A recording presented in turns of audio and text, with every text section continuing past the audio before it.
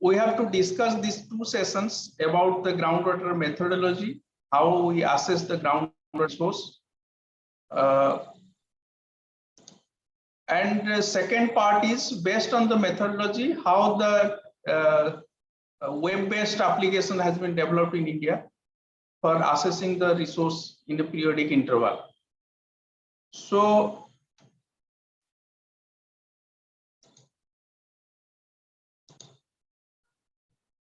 and after these two sessions, I think, can I have an interaction of few participants about the expectation of these two sessions? What do you expect from these two sessions today?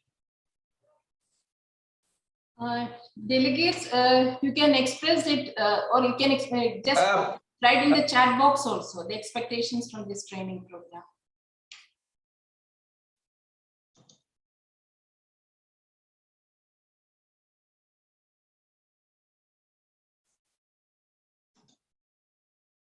You can directly interact also, that few participants can interact about this today's expectations.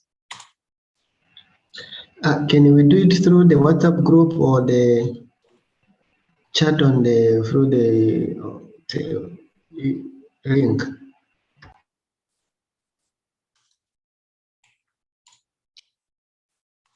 Any other participants? One person from Zambia. Hello. Yes, sir. Yes, I think my expectation in today's looking at the topic on the overview of groundwater resource estimation, and I'm expecting that we're also going to talk about the management, especially with the high population of India. Here in Zambia, like personally, and as agricultural expert in Zambia, would like to learn how India is managing, then we can copy and we contrast on how Zambia can also do the same. In Zambia, first, we are blessed with the over 40% of the groundwater in southern region. That is over 12 countries. But the growing population and the demand for more agricultural activity, we were drawing a lot of water where individuals are drinking or tapping from the groundwater, especially during this period of the climate unpredictable rainfall yes. Moisture. Yes, that I got your point. That means we want to have how India is managing its groundwater resource, having the population demand and other irrigation and other sectors also. And first of all, how the groundwater, how it occurs, and how to assess. This is the main thing. And then what are the factors which influence the availability of groundwater resources? So with this, in the next slide, this is about the expectation of this session. Sir, so there are some expectations which is placed in the chat box. Should I read out, or would you like to proceed? Yes, you can read out. Okay. So one of the expectation, I expect to learn more on the issues associated with lack of water that is expected to happen, how to find a way around preventing them as much as possible. Another one, sir, how you evaluate the confined soil and groundwater to estimate amount of water to be extracted as well as the area, sea level to highland. And third one, different groundwater sources and their implication to the population. The fourth one, looking forward to learn and know how is significant the underground resources and how to ensure that it is used in a sustainable manner. We need to meet the demand and the current generation. However, the future must also benefit. Last one, it will be interested to know the interactions of groundwater resources and its impact on climate change. Sir, another one actually, how do you manage borehole drilling by private sectors? So varied kind of expectations are expressed from different part of the, Okay, let us have a summarize all the things that we expect how the groundwater resource is being managed in India, and particularly in different sector like irrigation, domestic and industrial demands, as well as that occurrence and distribution and availability of groundwater is not also uniform. It depends upon the three major factors. That is rainfall and physiography, as well as geology and rock types of that area. So as we know that variation of rainfall, with intensity and the rainy days, all these varies from one part of the country to the others. And simultaneously that physiography, hilly area and plain areas, the topography also controls the moment of rainfall which occurs on the surface of the earth. If the topography will be slope will be higher, the more will be the runoff and less will be the infiltration towards the groundwater. And similarly, the porous and permeable formation that we call the aquifer system beneath the earth is also not uniform. It is having a heterogeneity in geological formation, and as we know in the geological past, these different formations and structural activity has been taken place, and that controls the occurrence and movement of groundwater. So let us have a summarize these expectations. At the end of the session, participants will be able to let us, I hope they will be able to, participants will be able to do these 5 points. First, they will be able to explain the basics of groundwater occurrence and moment. That will be applicable to all the countries and in all the scenario. And second is the principles of groundwater assessment and major components of assessment. That is also applicable to all countries. And third point is they will be able to list out the data sets that is required for groundwater assessment.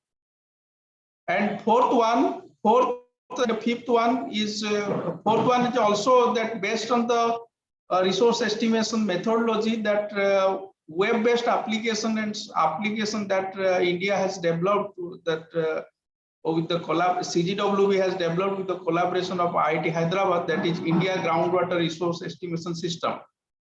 And that is also this type of web-based application can be developed in other countries also. It is the Indian success story. And fifth one is overall scenario of the Indian groundwater resource and the latest publication in 2022. The fifth one will be the groundwater scenario of India, that participants will have an idea about this groundwater scenario in India. I think at the end of these 2 sessions, these 5 points will be covered, and hopefully participants will be able to able to explain these points.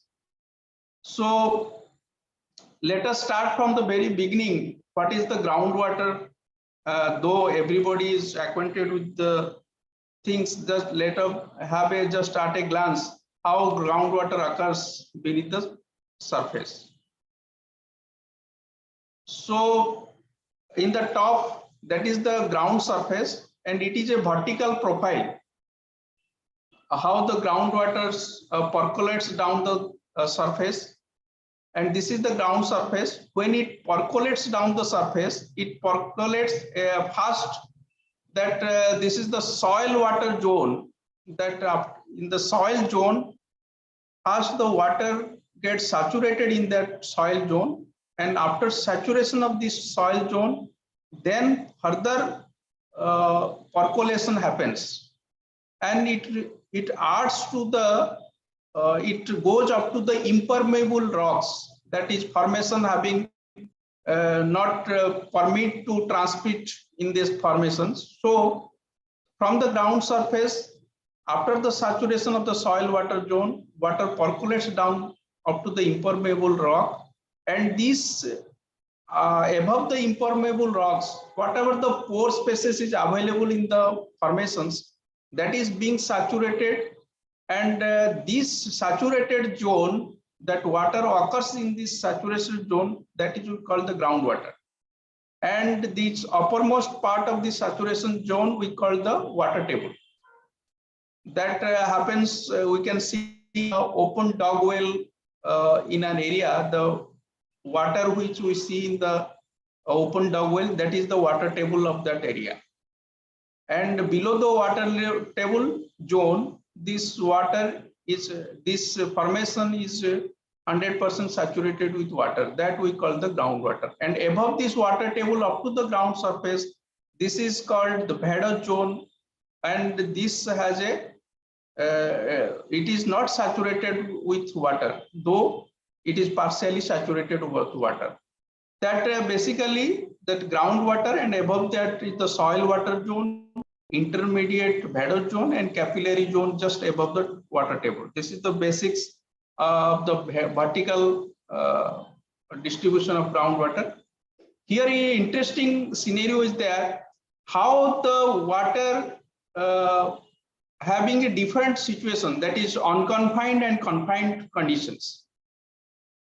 Here we see this. This is a simple pictorial vertical section of a subsurface lithology, which shows that how water comes under a confined condition and how it is unconfined condition.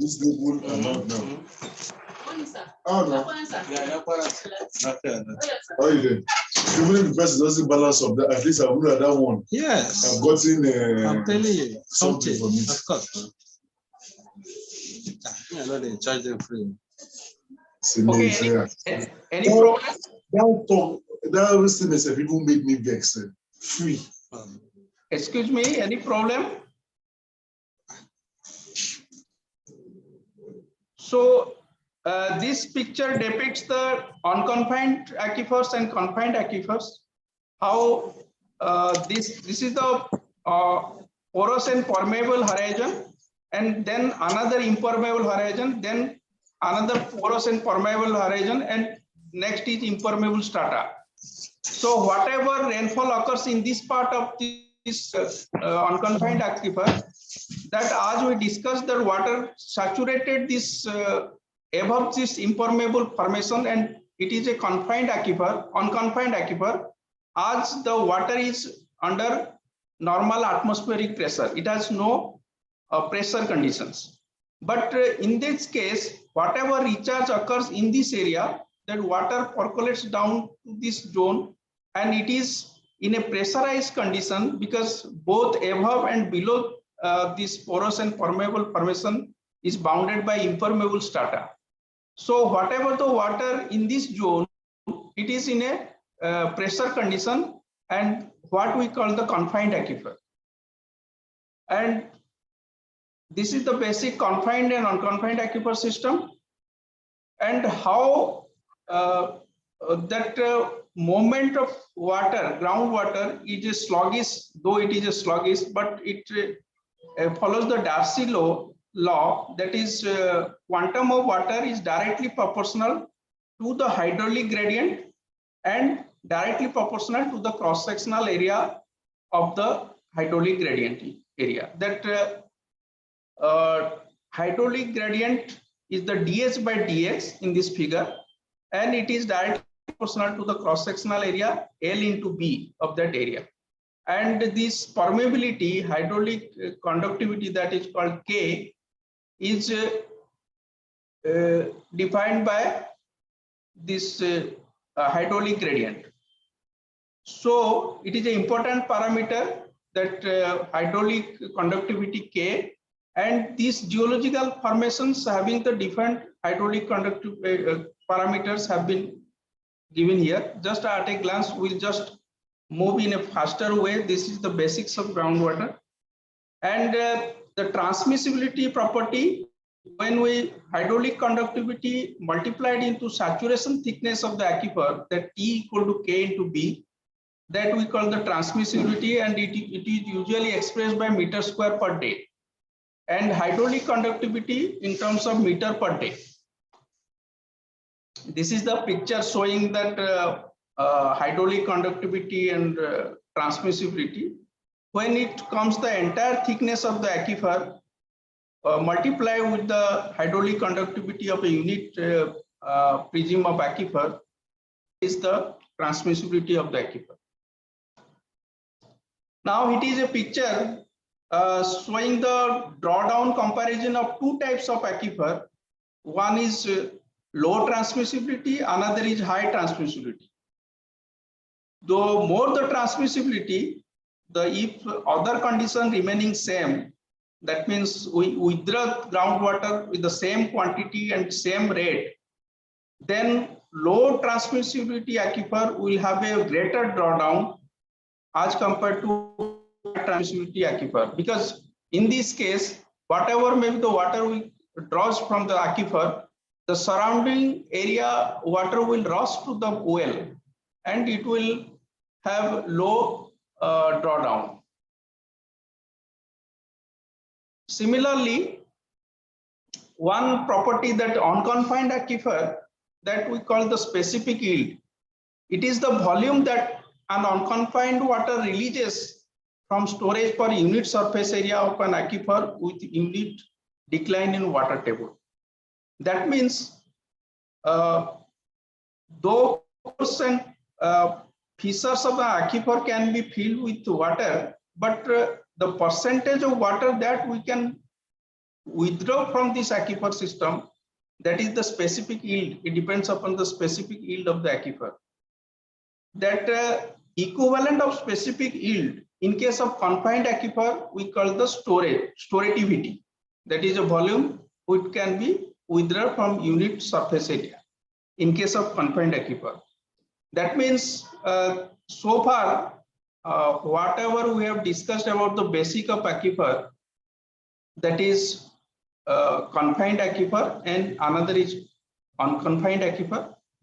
In case of unconfined aquifer, the volume percentage in terms of percentage or in terms of ratio that we can extract from the aquifer, that is called the specific yield, and it is equivalent to storage coefficient in case of confined aquifer. That means in terms of if you see the ranges of specific yield, it is 0.02 to 0.25 in case of unconfined aquifer, but in storage coefficient of confined aquifer is very, very less, because it gives water under the release of pressure in case of confined aquifer.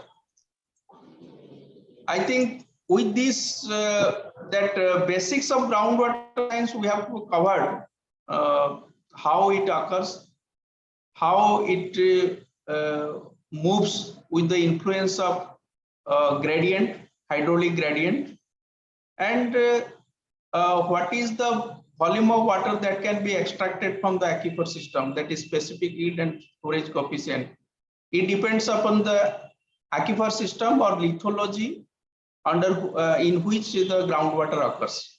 So depends upon the hydrogeological condition, that lithology or aquifer system underneath the surface, that whole groundwater capacity to hold water and transmit water, it depends upon the lithological characteristics. And this is whole about the groundwater occurrence and movement. So in case of Indian context, so broadly it can be divided into two parts. One is porous formation, that is that alluvial deposits formed by Ganga, Brahmaputra and Indus rivers. This is the major aquifer system, porous and permeable formation, and also the river deposits in the eastern and west coast, though it is very thin, but this covers about 30% of area of India, that porous and permeable formations. And this is the alluvial formation basically. And the rest of Indian peninsula, particularly southern parts and middle portion of India that covers around 70% area, that is hard rock terrain. And this is a too broad system, aquifer system in India. As we have already discussed this, how the groundwater occurs in the alluvial system, and in the right side figure, that groundwater occurs in the hard rock terrain, and this is the, in the hard rock terrain, this is the zone of weathering. In the weathering part, this acts as the unconfined aquifer system, and in the fracture and fissures formations acts as a confined aquifer, and it is basically the technology for construction of water wells in the soft rock terrain, in a hard rock terrain is quite different, and this drilling technology also different. So as we have discussed, around 30% area of India is covered under alluvial area, and hard rock terrain is covers about 70% area. And also in coastal areas, this sedimentary history of the basin having the different types of aquifer system, and sometimes due to marine transgression and regression phases, that saline and freshwater aquifers may occur in the alternate sequence. So this and as we know that India is heavily dependent on groundwater, as 60% of irrigation demands were fulfilled through groundwater extraction in India, and around 85% rural drinking water needs is from groundwater, and also 50% of urban water needs is from groundwater. In last 40 years, groundwater contributed more than 80% increase in net irrigated area in India. You can imagine the level of stress in groundwater in India, and the green revolution in India is major contribution is from groundwater. That comes with the groundwater extraction technology and tubewell technology in India in 70s, and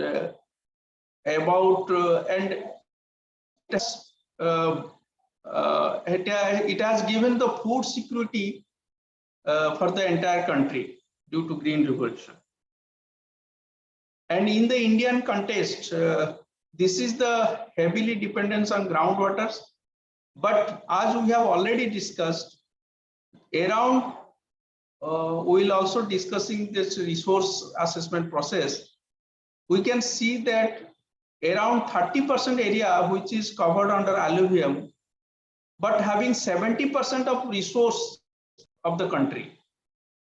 And similarly, 70% area which is covered under hard rock terrain is having 30% resource of the country. That is, the groundwater resource is highly,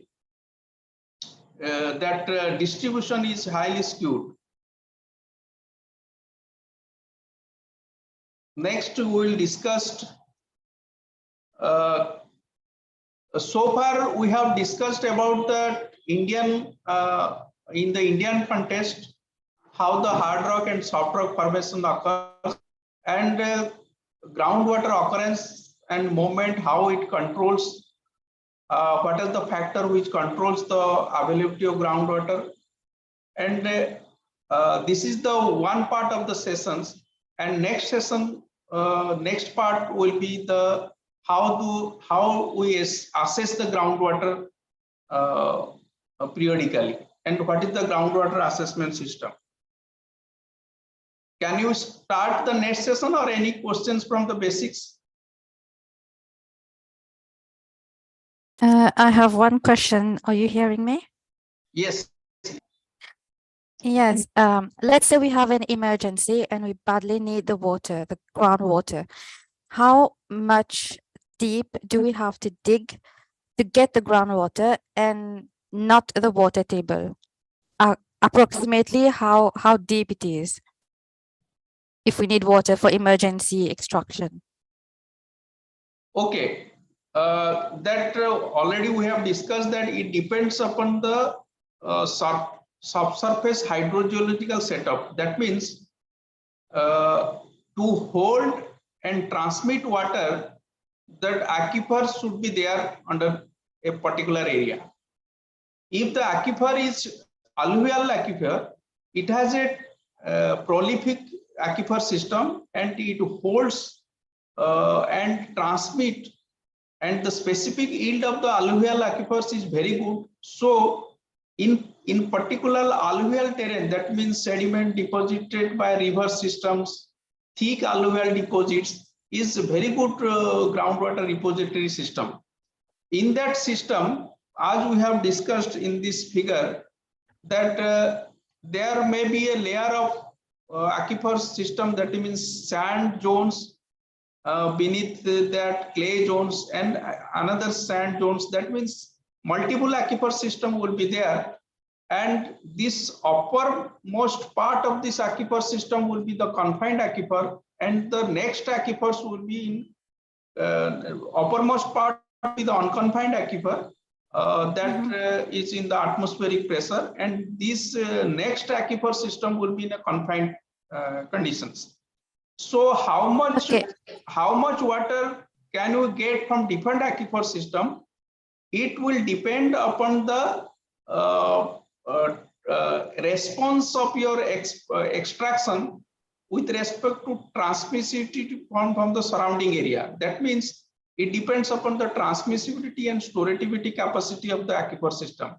And again, we will discuss, if time permits, that how that pumping test used to carried out to assess the sustainability of the wells in that. Okay. Yes. Do we have particular difference in the water quality from, have you ever had a difference in the quality of water from the top to the bottom?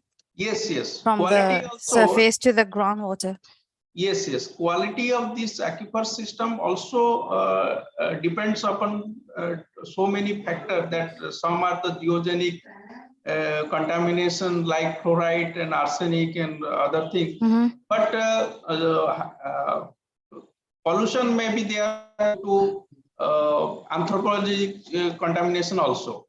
But as these aquifers has been differentiated into confined aquifer due to impervious layers in between this aquifer, that one aquifer which is polluted or may be contaminated from one source of pollutants may not be the same case for in the deeper aquifer system, because it is separated by thick clay zones.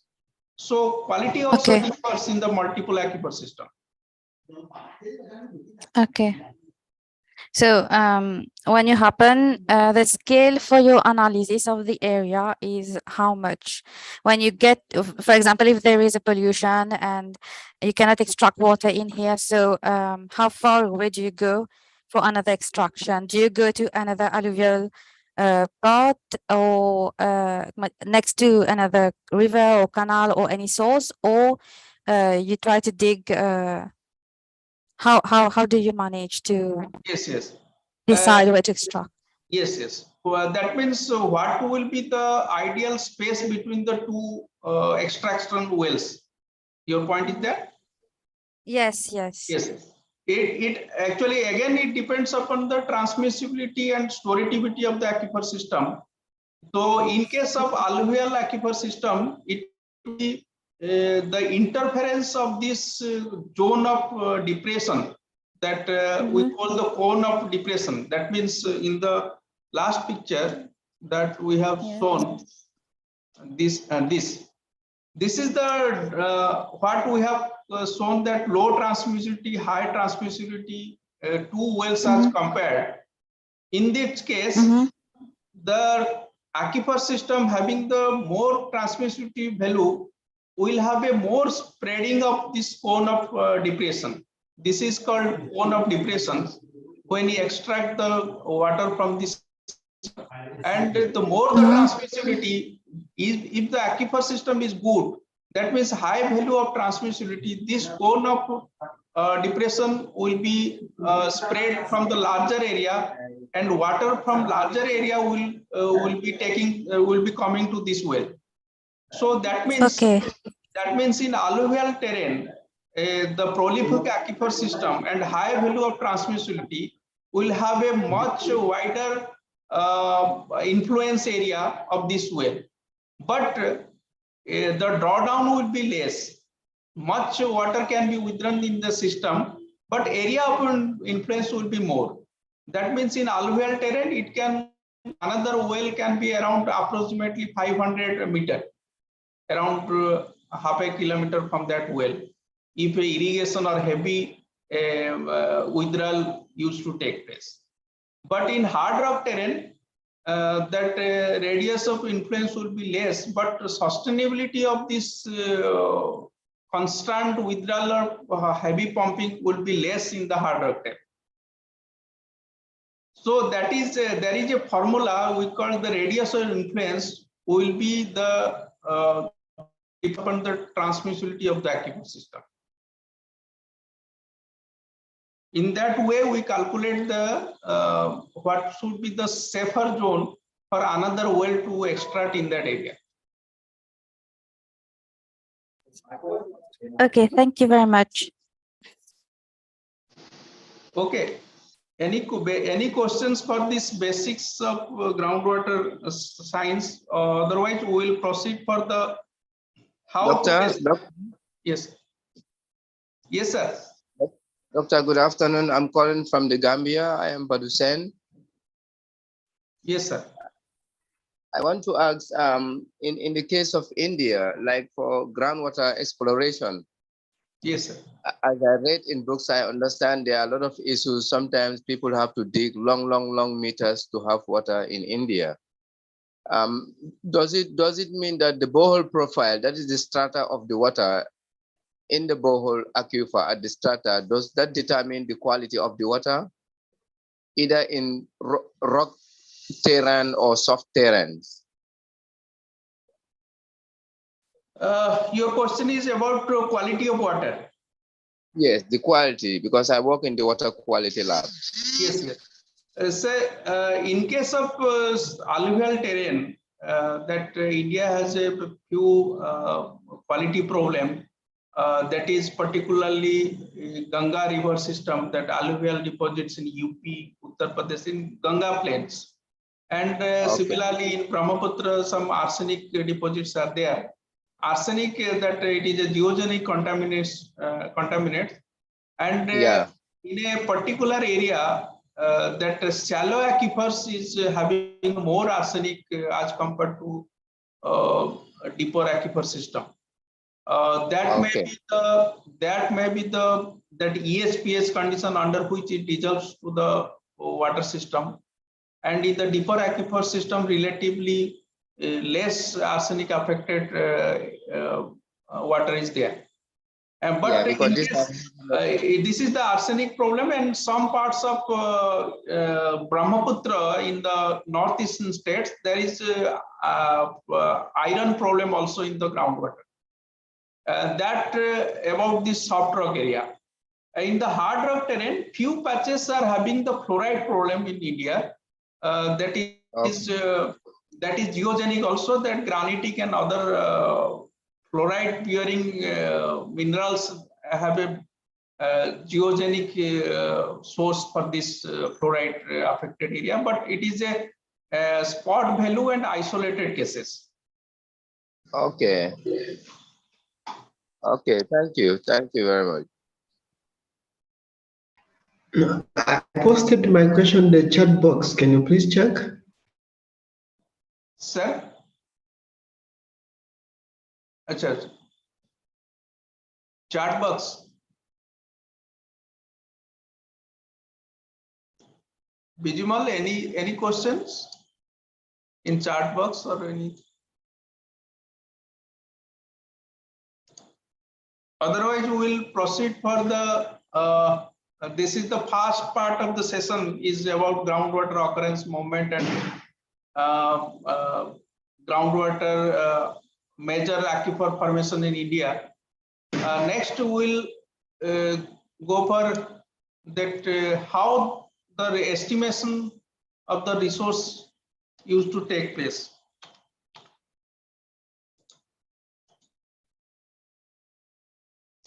The basic equation for groundwater resource estimation is inflow minus outflow is the change in storage. In case of our system, it is an aquifer. In a particular aquifer, in a particular area, that inflow to the aquifer system minus outflow to the aquifer system will be the change in storage. That change in storage we can directly measure in the field and in terms of fluctuation of water table. That impact of this inflow and outflow has a final outcome in terms of water level fluctuation in an area. And if you see what are the inflow components, the inflow components that is recharge to the groundwater system is directly from the rainfall during the rainy days, and also from other sources. Other sources, that means apart from the rainy days, directly from the rainfall, which partly goes and infiltrate and percolates down to the water table. Another source, other sources of recharge is seepage from canals, irrigation return flow, irrigation water, whatever we are applying to the irrigation and agricultural fields, that after saturating the soil zones, further excess water will percolate down the groundwater system, and it also contributes as a source of recharge. Similarly, tanks and ponds, water conservation structures like command area seepage from canal, these all components contributes also recharge to the system, and we call the recharge from other sources. Similarly, outflow component, we can see the major components is the what we extract from the aquifer system in a particular area, that is for irrigation, domestic and industries.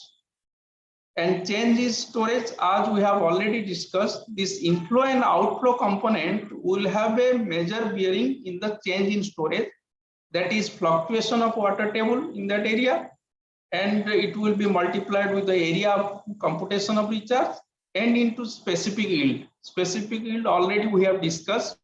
Specific yield is the percentage of water that we can extract from the aquifer. If a aquifer system is 100%, volume is 100, we can take it 100 meter cube. If the porosity of an aquifer is 20 meter cube, and the volume of water that we can extract from this 100 meter cube aquifer is 7, that means 7% is the specific yield of that aquifer. So specific yield the aquifer system multiply into area into the fluctuation of water table, we assess the change in storage of an area. That is the we can do directly from the field observations.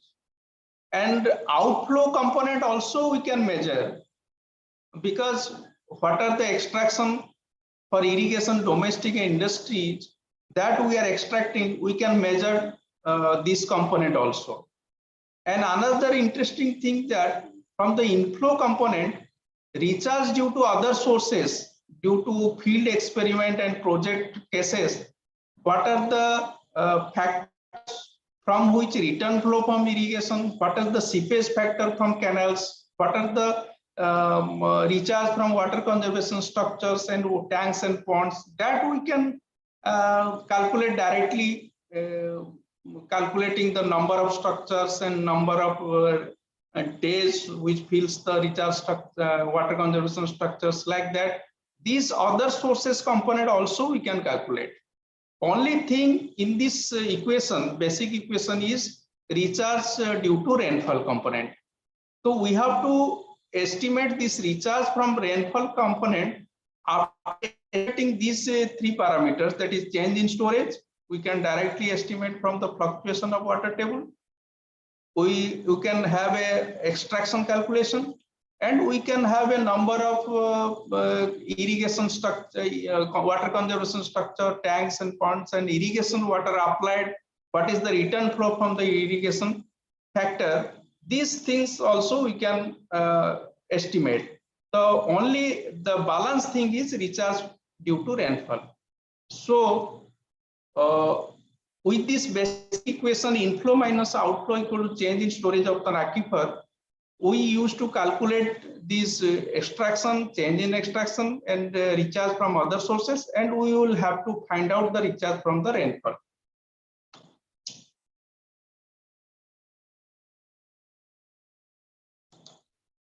Next is recharge from rainfall. Again, peculiar in Indian context, two major, we can divide that recharge in the annual budget in two segments. One is during monsoon recharge, monsoon period, and another is non-monsoon period. Because in the Indian context, southwest monsoon that monsoon rainfall is around 74%. So more than around 70% recharge is during only monsoon period, that is from June to September in case of major part of India. So within that 4 months, around 70% recharge used to take place, and rest 8 months, that is non-monsoon period, is only having 26% rainfall recharge. So we have divided into two parts, that period, that monsoon recharge and non-monsoon recharge. So in case of non-monsoon recharge, we calculate the rainfall recharge directly from rainfall infiltration factor. That the empirical proportionate of rainfall in that area which goes into the groundwater, which contributes to the groundwater system, we call the rainfall infiltration factor. Based on rainfall infiltration factor, we estimate the recharge from the rainfall during non-monsoon period.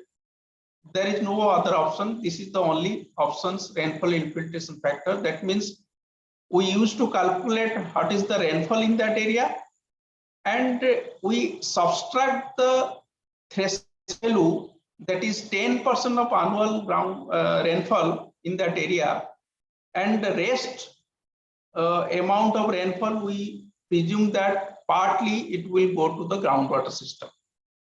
That is the rainfall infiltration method. But in case of monsoon recharge, we have two methods to calculate the monsoon recharge. That is water table fluctuation method, and another is rainfall infiltration method. As we have already discussed, that rainfall infiltration method is the fraction of water out of total annual rainfall that goes into the groundwater system. But water table fluctuation method, as we have discussed the water balance, this equation, water balance equation, this inflow minus outflow equal to change in storage. This monsoon period rainfall can be estimated through this basic equation, and what is we call the this methodology is called water table fluctuation method, because it directly takes into account the water table in pre-monsoon, before monsoon period, and after monsoon, that is post-monsoon water table, and this fluctuation is being involved directly from the field observation in this system. So this is the water level fluctuation method. Both the method we calculate for rainfall due to recharge due to rainfall, and this percentage of deviation, that means rainfall method and rainfall infiltration, water level fluctuation method minus rainfall infiltration method divided by rainfall infiltration method into 100, that is percent deviation. How much deviation is there with the estimation using these two methods. If it is within -20% and -20 and +20%, then rainfall recharge will be the recharge which is estimated through water table fluctuation method. If it is more than -20%, less than -20%, then and above +20% is variation there, then we marginalize the rainfall infiltration methods by 0.8 and 1.2 times respectively. That means in India, as the major recharge is from the monsoon period, we calculate that recharge from the monsoon period in both the methods, and we take this percent deviation, and this is the formula to accept the rainfall recharge. But in case of non-monsoon recharge, as there is no major fluctuations, we take the rainfall infiltration method, and the total annual rainfall minus the threshold value. And this rainfall infiltration methods takes into account the rainfall, annual rainfall, and the rainfall infiltration factor of that aquifer system into the area. This estimates the volume of water that is recharged due to non-monsoon period. That already we have discussed that change in storage, that is water table fluctuation method. Similarly, the rainfall infiltration method. Here the threshold value is given because if there will be very little rainfall, it will not contribute to the groundwater system, but it will be absorbed in the soil water zone itself. That's why a 10% minimum threshold value has been taken. It has been subtracted from the annual groundwater rainfall. Then I have discussed about this recharge due to other sources. Recharge from canals, recharge from surface water irrigation, return flow from groundwater irrigation, and also tanks and ponds and water conservation structures. In case of tanks and ponds, we used to calculate average water spread area and number of days water is available in the tanks and ponds, and the recharge factor. Similarly, in water conservation structures also, the gross volume or capacity of the structure into number of times of filling and in the number of structures, in multiply into recharge factor, this partly this storage water will be contributing to the groundwater system. These are the major 5 components which comes under recharge due to other sources.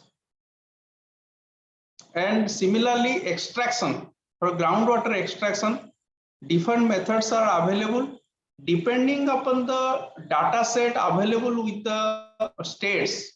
These methods can be used. Like most used method is unit draft method.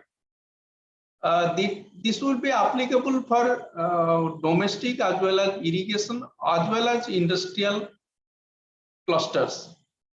Unit draft method is the method in which unit draft of different types of groundwater abstraction structures have been verified in the field, and number of structures, that is different structure like dog wells, dog cum bore wells, tube wells, shallow tube wells, and deeper wells.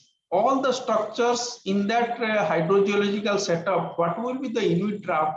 It has been surveyed and assessed, and into number of abstraction structure and to number of time period and season. Per day, this will be the extraction. Then number of days it is used, and the number of groundwater abstraction structures multiply, we get the volume of water that is extracted. If that is not available, in case of irrigation requirement, then we can also apply crop water requirement method. That is season-wise net irrigated water requirement of a particular crop into area irrigated by groundwater abstraction structures. Indirectly, we can get the water used for the irrigation. Similarly, power consumption method.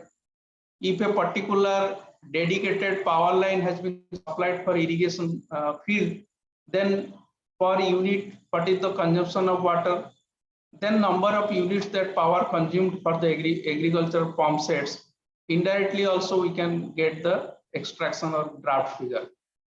Similarly, consumptive use method, that means if you don't have any unit draft method or any other methods in the data set in the field, then we can use the consumptive use. That means that population per day requirement as the domestic need and the fractional load on the groundwater for domestic water supply.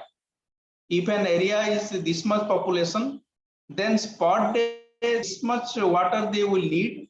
If they have no alternative sources, then what is the load of fractional load on groundwater? That means out of 100%, how much they are depending upon the groundwater and how much depending upon the surface water supply. This is about the fractional load. Similarly, for industrial units also, what is the need of the water consumption for industry, and what is the fractional load of groundwater for industrial water supply. So this is the way, this is the methods available for this estimation of groundwater extraction. This is for domestic also, irrigation and industrial extraction also. But depending upon the availability of data in a particular state, these methods can be applied. So these are broadly that resource estimation process. So with this, we complete this session. That means how the resource has been estimated, what is the basic principles of resource estimation, and with this we complete this session. We have a next session how that based on resource estimation methodology that software has been developed or application has been developed, and how we use this application and what is the process of estimation in India. So before we proceed to the next session, so I would like to have a discussion, any doubt about this session, that is how we estimate the basics principles of groundwater resource estimation, and what is the major components, how we estimate the different components. So participants can have a question answer session also for this session. Now it is open to the participants to have a question on this session.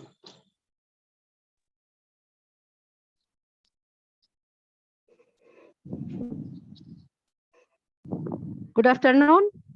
Good afternoon. Thank you, Doctor, for a good presentation. I have one question. I think during the rainfall season, we can capture water by using water harvesting to recharge the groundwater. That more success, I think, in the flat land. But in case the land with the high slope, like a mountain, what is the measure to recharge the groundwater in this land in the India? Thank you. Okay. This is one of the that we have already discussed. Recharge during the rainy days is directly from the rainfall.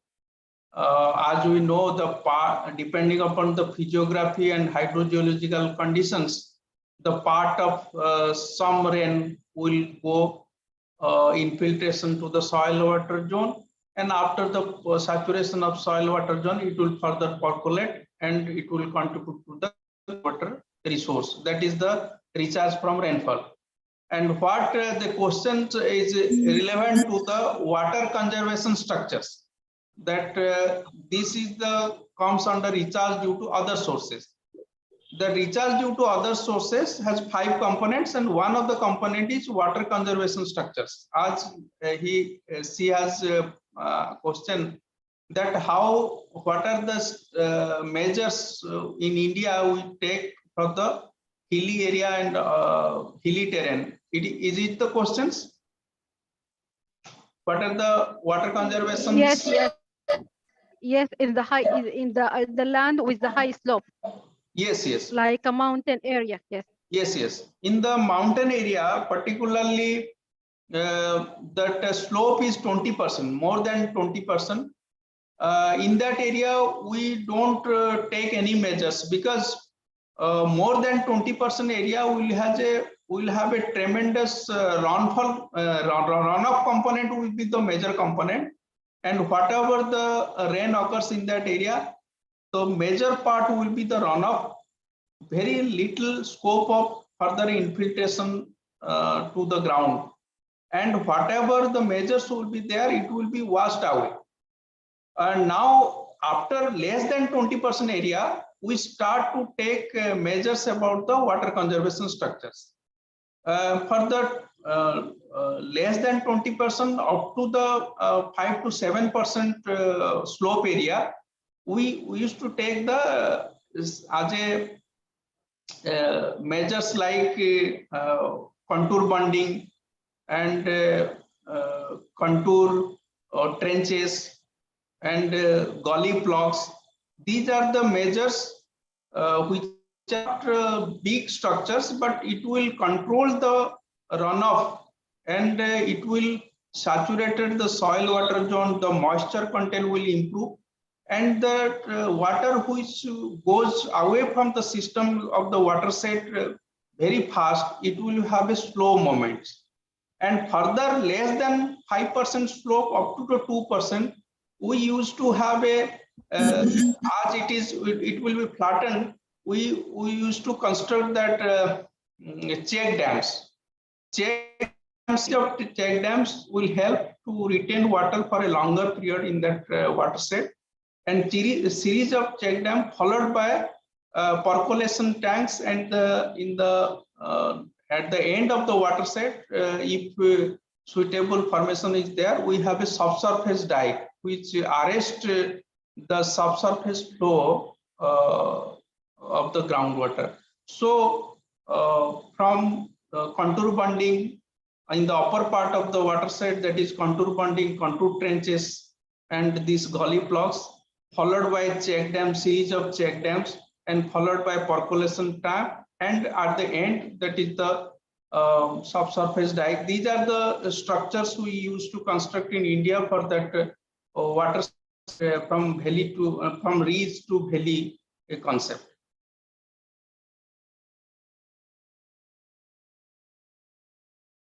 Am I clear? Yes, thank you, Doctor. Thank you.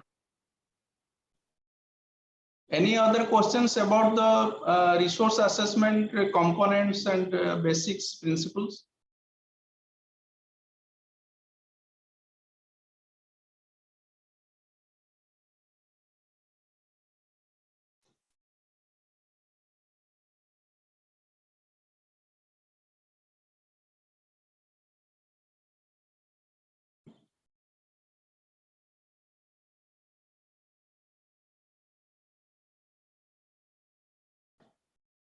Otherwise, we will proceed to the next session.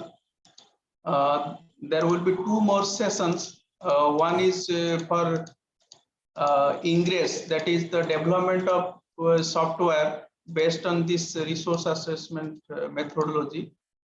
And the next is the recent groundwater resource assessment in India, that is 2022. What is the outcome? We'll discuss in the coming two sessions. Hello. Yes, yes. Hello. Yes, sir. Yes, thank you for your nice presentation. This is Professor Iftikhar from Bangladesh. I have some query or some questions regarding tea state or tea field. You know that this is a hilly or semi-hilly region. Actually, and the tea is very well grown.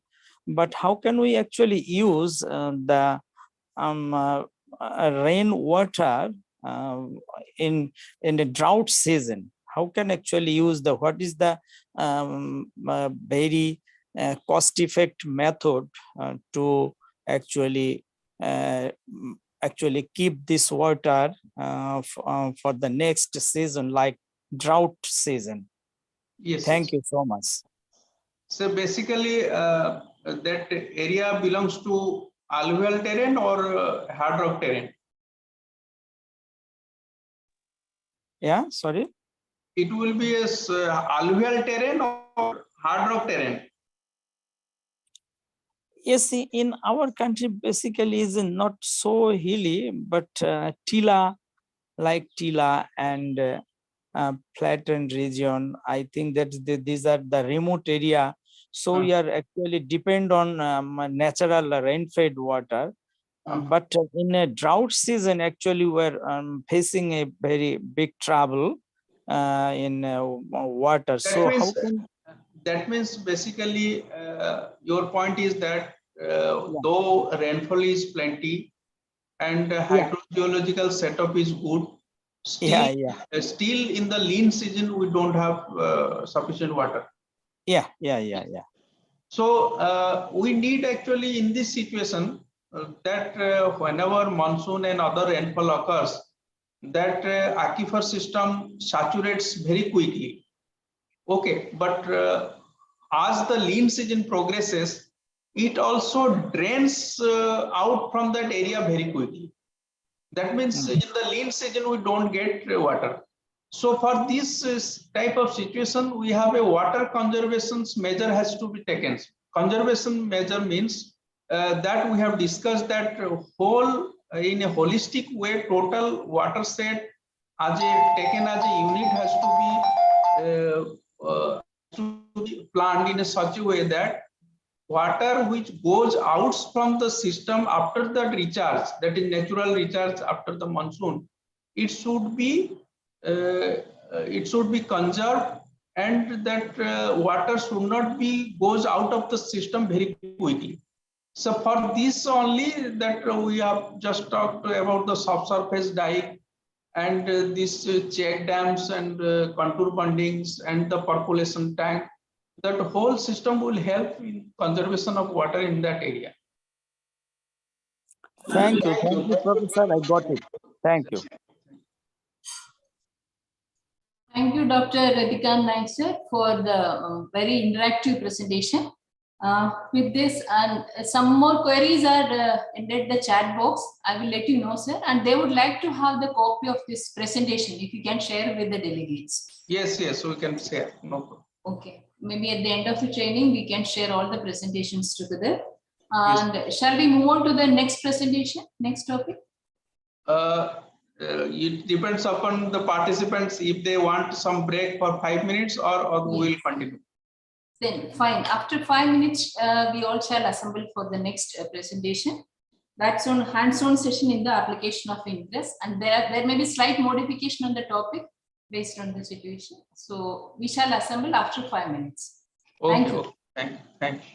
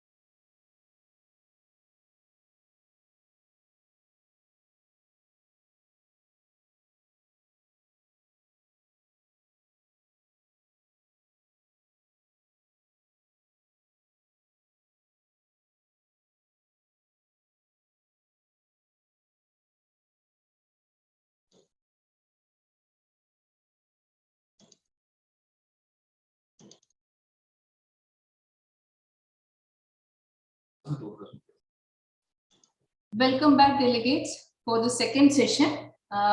May I request our presenter, Dr. Edhikant Naik sir, to give the presentation on Indian groundwater resource estimation system and latest groundwater resource scenario of India based on 2022 estimation methods. Over to you, sir. Okay, thank you.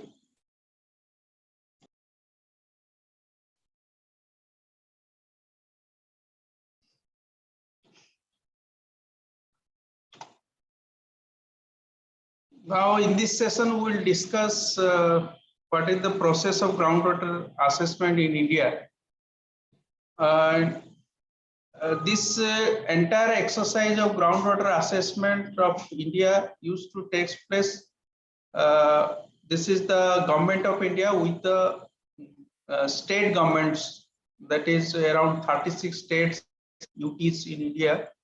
It is jointly carried out by state nodal groundwater departments and central groundwater board. And that assessment carried out using the methodology recommended by a groundwater estimation committee, that is the national level committee which recommends the methodology for groundwater assessment, and details about that assessment process has been chalked out. And this groundwater estimation methodology has been revised from time to time, and the latest methodology is 2015. And there is a state level committees that is called the SLCs for the overall guidance of the resource assessment of each state. And overall supervision, there is a committee of central level expert group that is called CLEG, which overall guide the supervise the entire process of groundwater resource assessment. And they compile the resource assessment for each states and union territories and come out with the national figure of the groundwater resource assessment.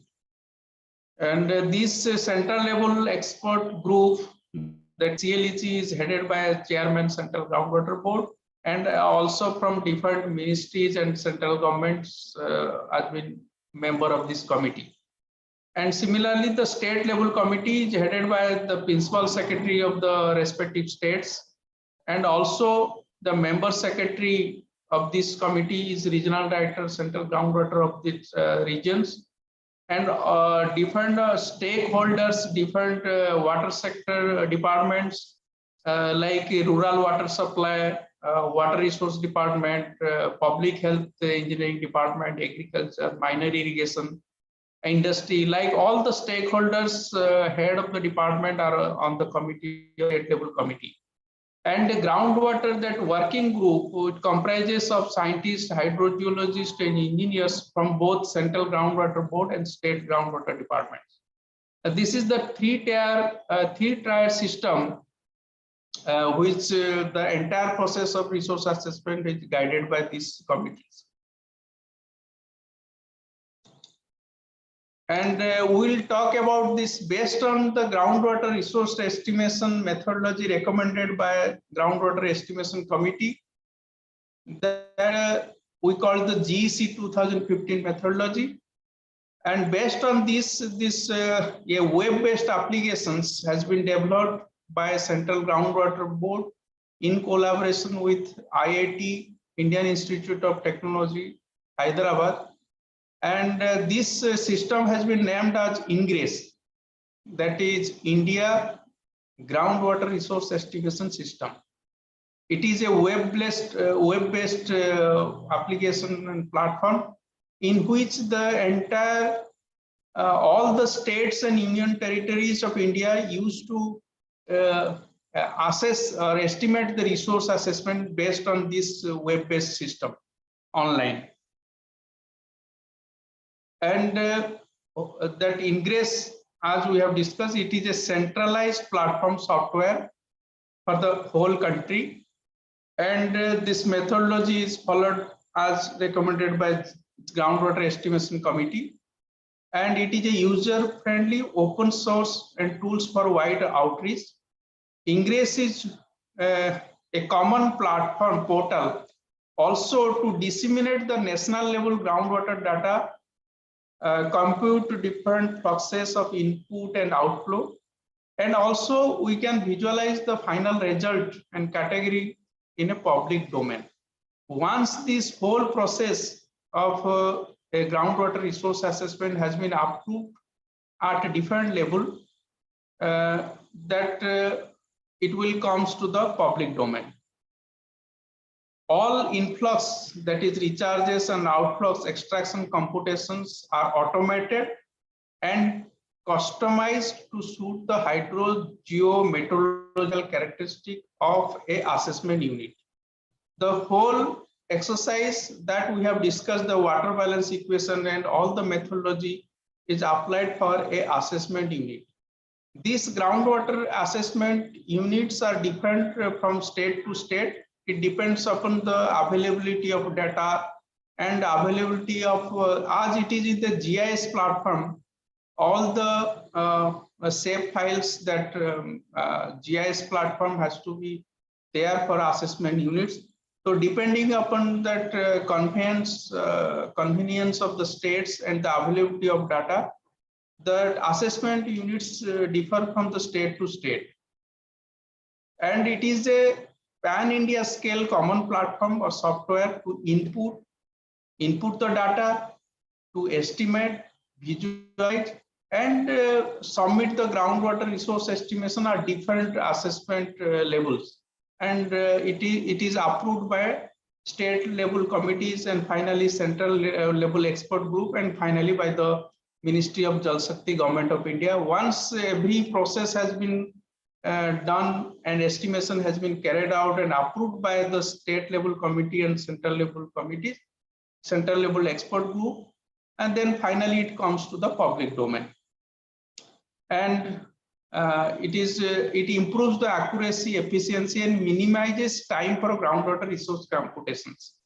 As we have already talked about that methodology, this exercise, which is done previously prior to 2020, it was done through manually, different states, and we compile the computations, that is in Excel sheet and other sheets we used to compile, and there is a involvement and time-taking exercise.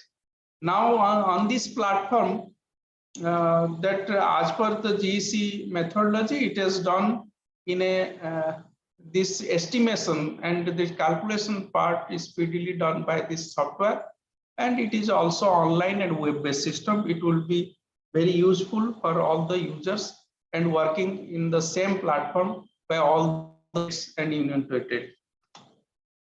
This is how that Ingress looks like. That is a GIS and MIS section, and that this is the 4 steps that initially you put the different hierarchy in the system, that district level input of the data, then state level input of the approval and input, and this is the national level comparison of the data, which is placed simultaneously.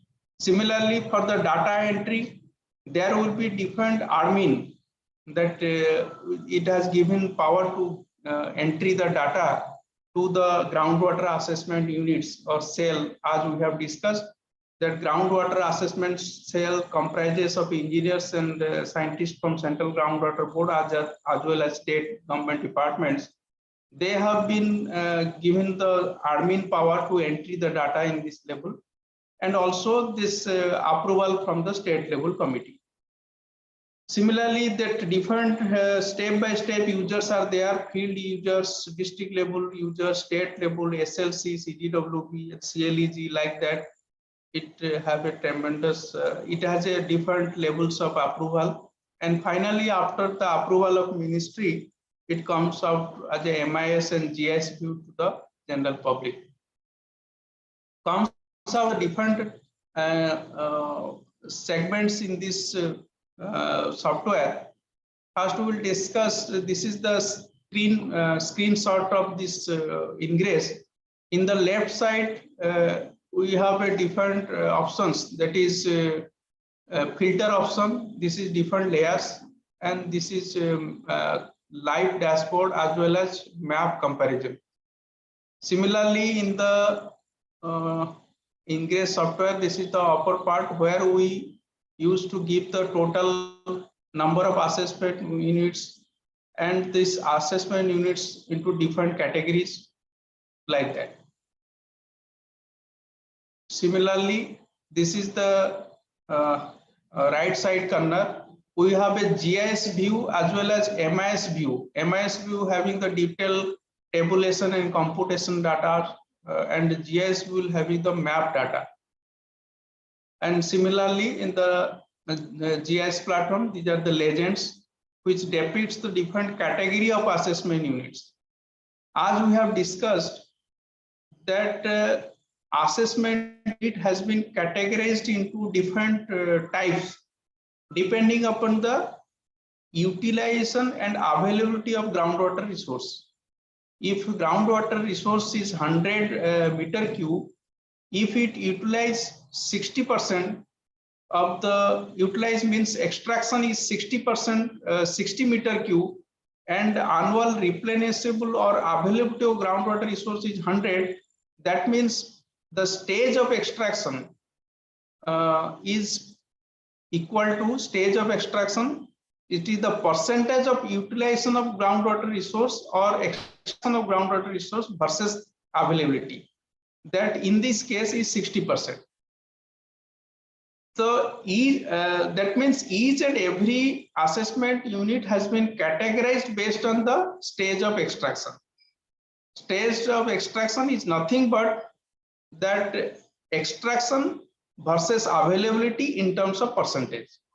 If it is less than 70%, then it comes under safe category. If it is 70 to 90%, that it will comes at the semi-critical category, and 90 to 100% it comes under critical category, and more than 100% it will be called overrated category of assessment unit.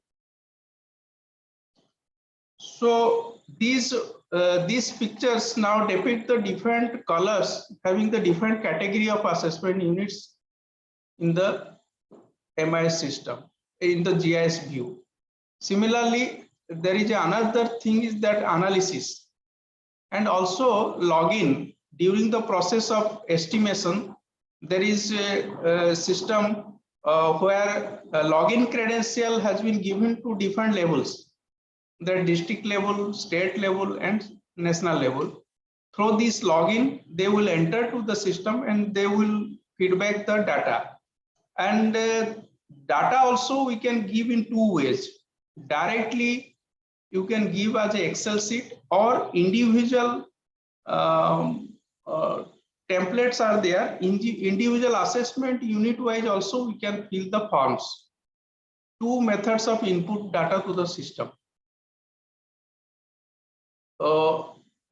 Left panel, as we have pointed out, we can filter.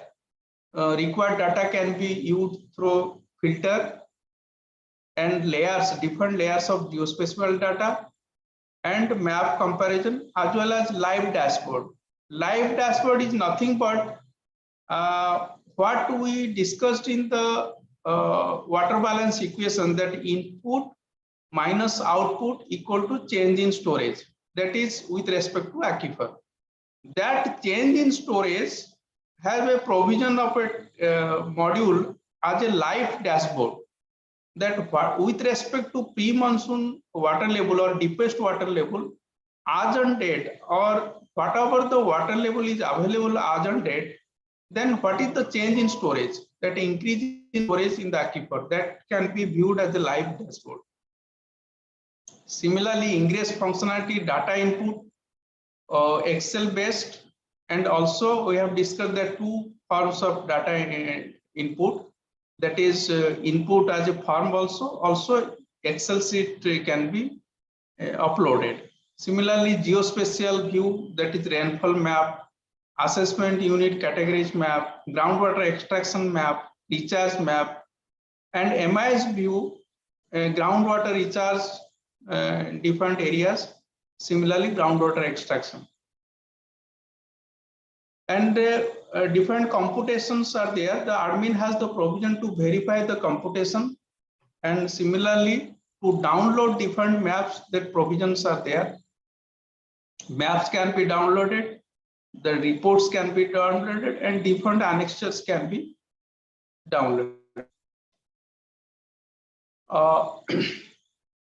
You can view the different GIS and MIS views under different, we have talked filter. You can view the administrative setup wise. You can view the assessment unit, assessment year wise.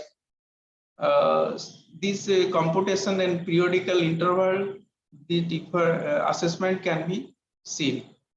Like that, in the geospatial view of layers, you can see the annual normal rainfall of entire country in different assessment units. Similarly, assessment units of different category, and similarly groundwater extraction, aquifer types. These thematic layers are there in the system, in which you can view different layers. Similarly, map comparison, we can compare the previous year assessment with this year assessment. We can choose the unit and we can compare what is the improvement and deterioration as compared to previous years. That provision is also there. And also you can select that dashboard from which you can see the entire India, that MIS view, or particular state or particular district or particular assessment. Also you can see the whole sheet of result can be seen. What is the assessment unit, what is the recharge from different sources, recharge from rainfall, total recharge, extraction, total extraction, then stage of extraction. Like that, all the things can be seen. And as we have already discussed, that input have two methods, that is input from the Excels directly, or we can go to the assessment unit wise and give the input directly to the assessment form unit, that is called form unit. And MIS view, we have different segment, total, geographical area. And as we have already discussed, one question's answer I have given, that more than 20% slope area we called the hilly area, that will be dominated by runoff only. There will be no recharge in that, almost recharge will be negligible. So more than 20% we comes under hilly area, and other than hilly area, out of this total geographical area minus hilly area, then that is the rest of the area is recharge worthy area. And recharge worthy area further we can divide into if there is a command area, non-command area, and some cases as we have discussed, few aquifers has been completely saline, that we call the poor water quality area. Like that, the whole area can be divided into different components, and different component wise also we can estimate the groundwater recharge. The next component is groundwater recharge. Recharge, as we have discussed, the recharge from rainfall and recharge from other sources, that comprises of 5 components, all comes together. It will become as the groundwater recharge, that is the annual recharge of that area. And minus groundwater extraction of that area, that also for irrigation, domestic and industrial uses. And similarly, stage of extraction we calculate, and based on the stage of extraction and long-term water level trend, it can be validated. In case of overexploitation or in case of safe, we vary the long-term water level trend also. That input for recharge using rainfall infiltration method and recharge using water table fluctuation method. As we know, the water table fluctuation method we use to have a field observations data, that is pre-monsoon water level, post-monsoon water level fluctuation, and that specific yield, and this groundwater assessment unit area. These whole things come into the picture of water level fluctuation method. Similarly, for rainfall infiltration method, that normal annual rainfall, that threshold value, and recharge area, possible area, and rainfall infiltration factor of that particular aquifer takes into account for rainfall infiltration method. As for monsoon recharge, these two methods are used, and we used to get the percentage deviation. And based on the percentage deviation, we accept the method, or we marginalized the rainfall infiltration method and it's as a recharge due to rainfall in the monsoon season. Similarly, monsoon season, the rainfall infiltration method used to calculate. And so we can already seen that MIS and report and map can be downloaded. And similarly, users during the process of estimation, different users have been given that user ID credentials. And field users tasks, they download Excel-based templates for the current assessment year, enter all the field data in the download templates and upload in the software. And already discussed in input as a form or individual assessment units input can be given to the system and trigger computation, and this computation will be done as per the methodology and it will give the result. Then also, what are the template has been given to all the resource assessment engineers and hydrogeologists which are involved in the resource assessment. What are the basic template Excel sheet we need for the assessment? That means aquifer data, different aquifer types, major aquifers, and the specific yield. Aquifers, as particular aquifers have a particular specific yield, rainfall infiltration factors, so that these static information can be given the basic data of the aquifer system. Similarly, confined, unconfined, and this extraction data, as we have discussed that unit draft method, conjunctive use method, power consumption method, crop requirement method, all these methods, that data input has to be given as Excel sheet to the software to get the result. Similarly, some assessment units, in some patches there may be a water quality problem like arsenic, chloride, or iron. So that water quality has been tagging in the system. Similarly, rainfall data for each assessment units has to be given input system. And for normalize the rainfall data, that last 10 years, minimum 10 years data has been given. Similarly, pre-monsoon and post-monsoon, last 5 to 10 years data has been given to the system, so that the long-term trend can be assessed in that area. Similarly, crop water requirement, groundwater levels, all the data used goes to in a different templates to the system. So initially the state for the basic data upload and user management, then approval. This is the system. Once we give the data to the system, if all the components data has been given to the system, then we trigger, then based on the methodology, it will calculate the recharge for different components, extraction for different component, stage of extraction, and categorization. They will categorize based on the stage of extraction. So first of all, we need the assessment to have a GIS platform, that is shapefile version for all the assessment units. And this data will be tagged to this shapefile only. So this is the overall approval hierarchy in the system. like district field users, district admin, state admin, state level committee admin, then CGWB and CLEG admin, then ministry. This whole process of district, state and national level, these different stages of approval is involved in the system. And after the approval of the ministry, it comes to the public domain.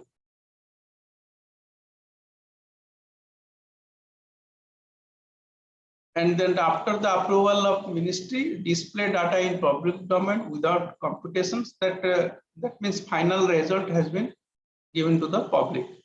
Public can download maps and reports. Public able to use the estimated resource in the groundwater, that is for the dissemination of the public. And they can download the report, GIS map and district-wise resource, all the things.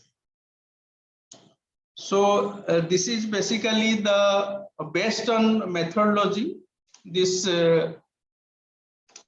system is developed. And this is basically a common platform for all the stakeholders to assess the resource state-wise. And that whole process is approved through different levels and finally get approval as per the GEC methodology. So this is all about that application, India Groundwater Resource Estimation System, INGRESS, that is developed by CGWB and IIT Hyderabad. Any questions related to this application? After these questions, we will move forward. The final recent assessment of groundwater resource in 2022, what is the result, we'll discuss. So first we'll have a discussion of these applications. Now it is open for discussion, sir.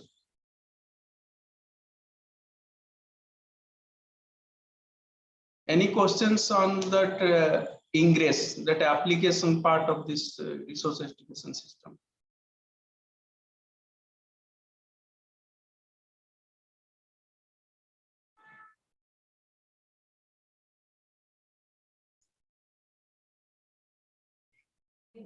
The data that you're receiving from your analysis, you have to manually input it onto the application. Input to the applications.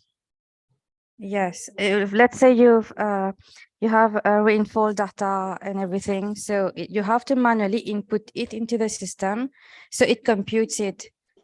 Manually means we can directly input the data from the Excel sheet directly to the system. Yes, yes. Okay. We have to put data to the system. Particularly rainfall data, we have also historical data of last 10 years.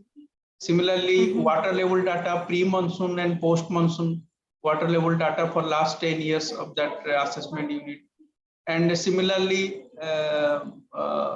all the raw data from which it will compute the estimation, like area specific yield and rainfall infiltration factor, these factors it has to be given, and then it will compute as per the methodology. And this input, these inputs have two types.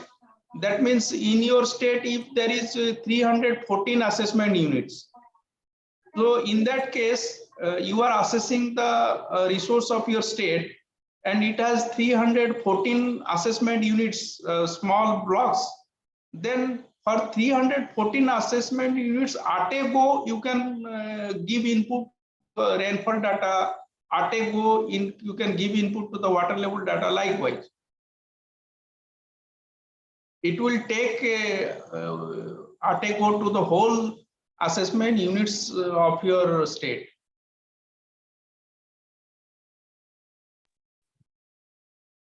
Okay, thank you. Thank you.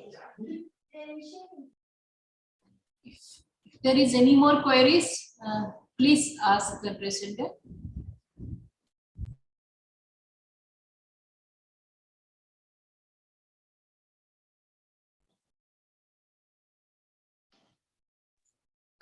Sir, few queries are placed in chat box.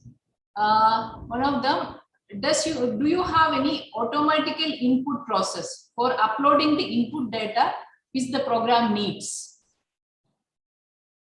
Automatically, if it will be connected to the digital water level recorder, that is a provision in this software, that is a module called a live dashboard, in which I have already discussed that change in storage of the aquifer system that can be viewed lively. That means with respect to deepest water level in the pre-monsoon season, what is the present water level and what is the fluctuation in terms of meter multiplied by the area of the assessment unit into specific yield.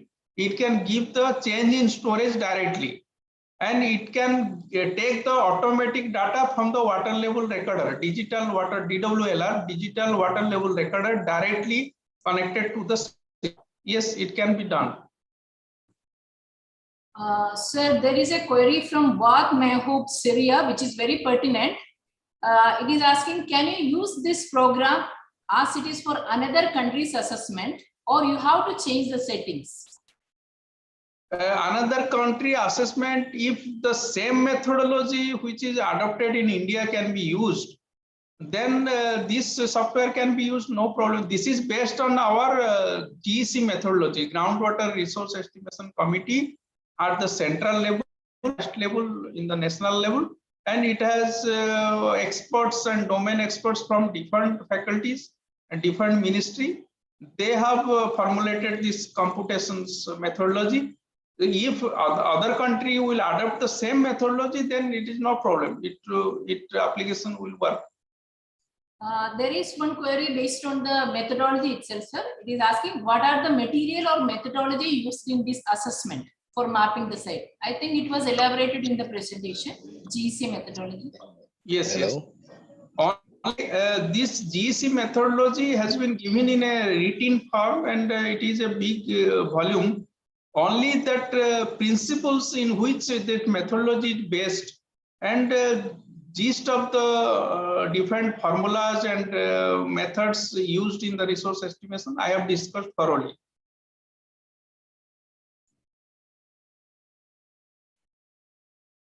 Yes. If there is no more queries, shall we call it a day? No, another session is there. Okay, sir. Yeah. Another small session, that what we have found out in recent resource assessment 2022 in India. That is a small session is left. Okay, sir. Over to you, sir. Then. Okay. This was the best. Learned different terms in the water management system based on the presentation. Somebody has responded. So. So far, we have 3 sessions. First is groundwater basics, and next is how the resource estimation takes place.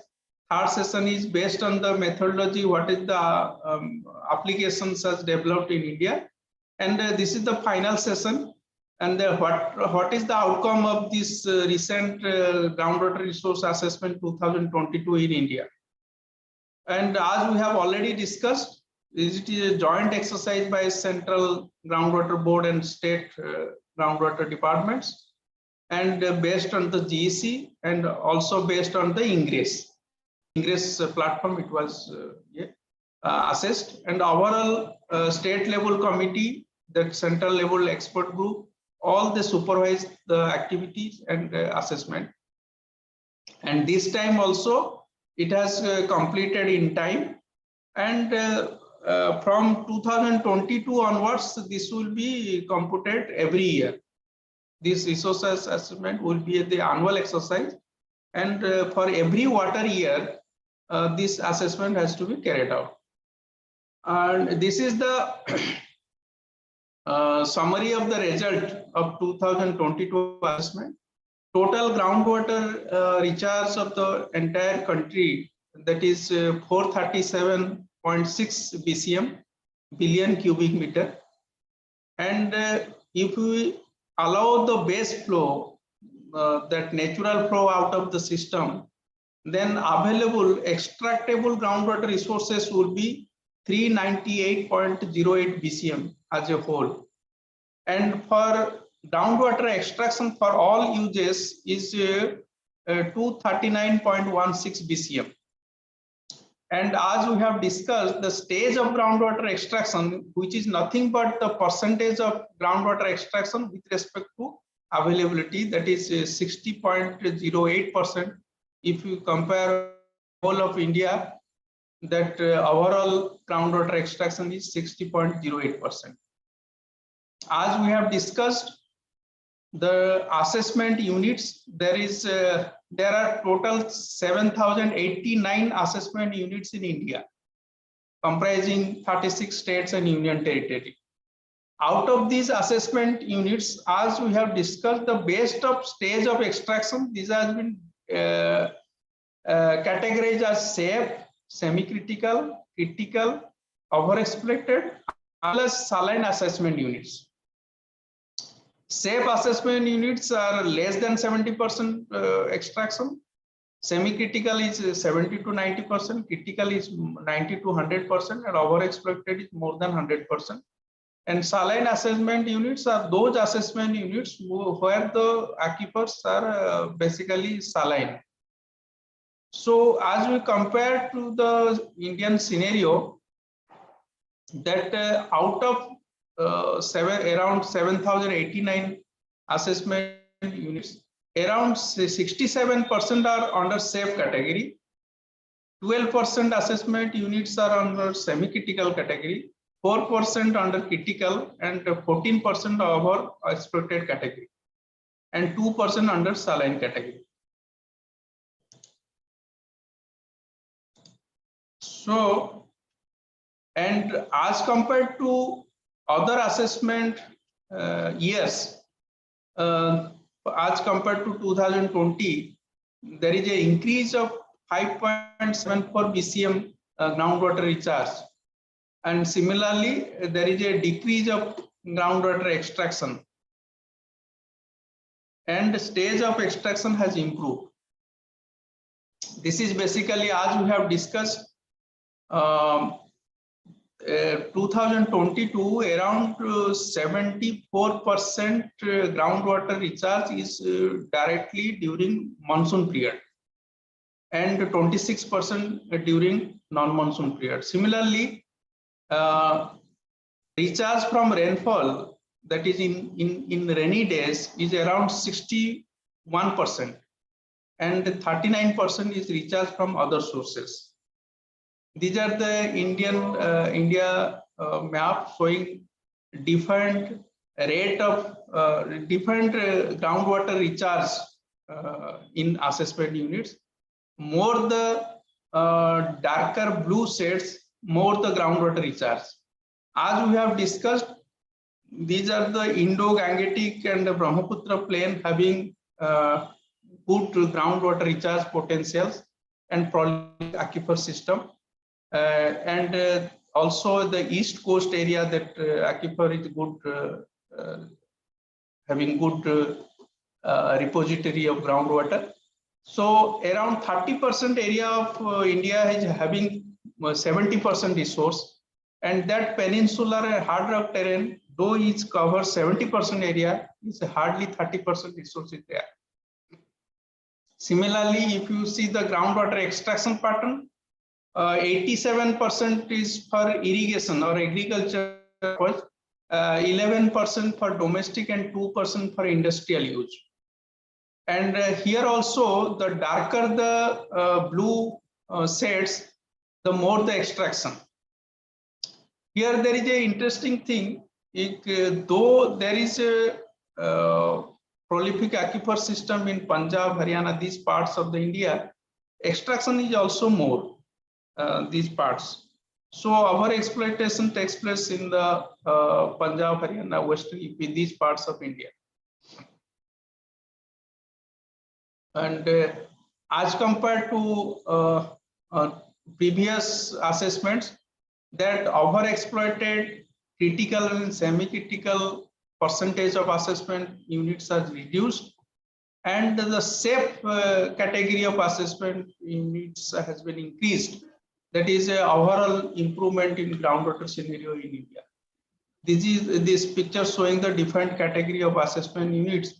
You see that red patches in the northwestern part, few patches in the southern are over expected assessment units.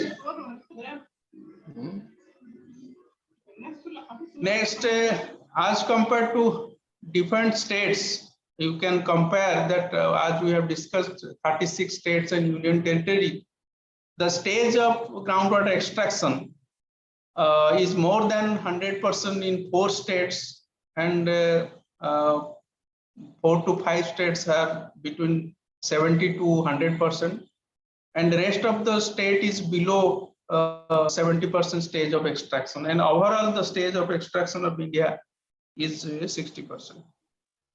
Thank you very much. And is there any questions further? Almost we have discussed these questions in between different session ends. Still any questions is left, then we can have a discussion also. Thank you. Sir, in chat box, there is one query. It is from Burkina Faso. I would like to know why here in Burkina Faso, we have an average rainfall, annual rainfall of 750 to 800 mm. But from the month of March, all the water point become dry. In their country? In their country, Yes. they get an average annual rainfall of 750 to 800 mm.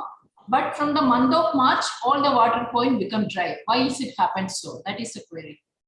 Okay.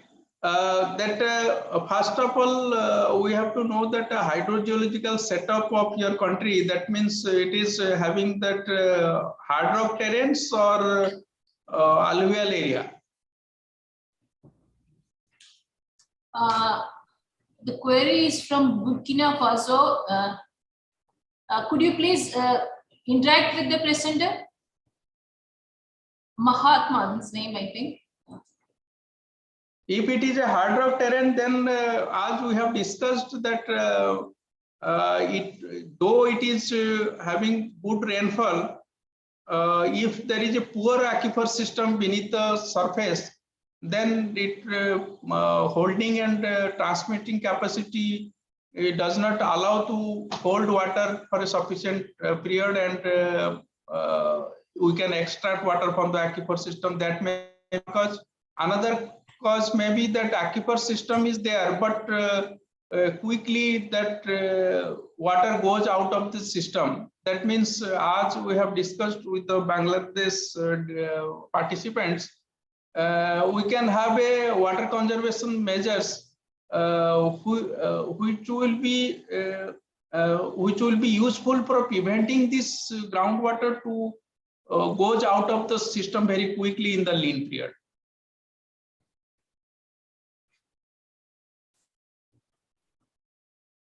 Any other questions? No other questions are popping up, sir.